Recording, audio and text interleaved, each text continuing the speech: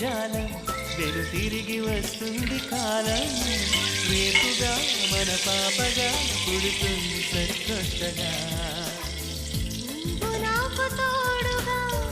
నేను నీకు నీడగా ప్రతి రేయి తీయగా పిలుస్తోంది హాయిగా ఇలా ఉండిపోతే చాలుగా నువ్వంటే నాకిష్టమని అన్నది నా ప్రతి శ్వాస వేలే నా లోకమని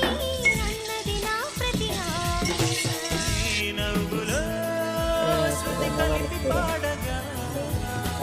ఈ నీడలో రోజున ఇప్పుడైతే ఉన్నారు